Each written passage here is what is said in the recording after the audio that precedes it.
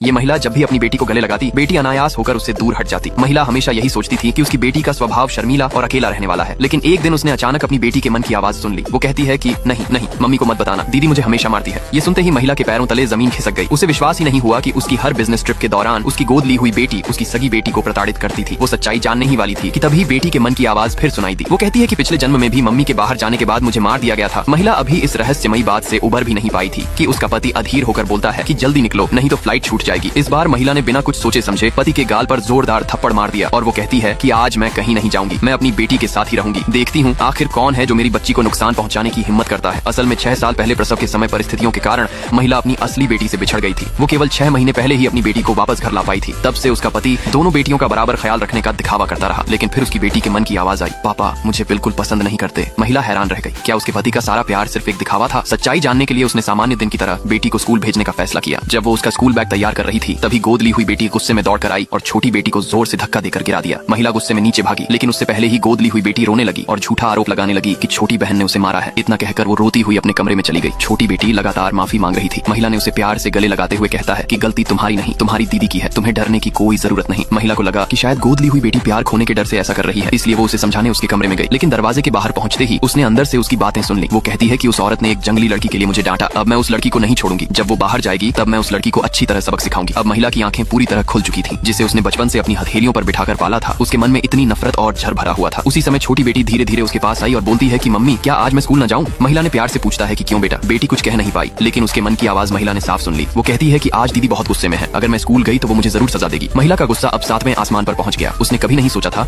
कि उसकी दयालुता का बदला उसे इस तरह मिलेगा। उसने तुरंत नौकरानी को बुलाया और उसे आदेश देते हुए कहती है कि अभी इसी वक्त बड़ी लड़की को अनाथालय छोड़कर आओ। लेकिन नौकरानी ने आदेश मानने से साफ इनकार कर दिया। वो बोलती है कि बड़ी बेटी इतनी होशियार है, आगे चलकर बहुत बड़ा नाम कमाएगी और ये गांव की डरी सहमी लड़की किस काम की। ये सुनते ही महिला ने नौकरानी को जोरदार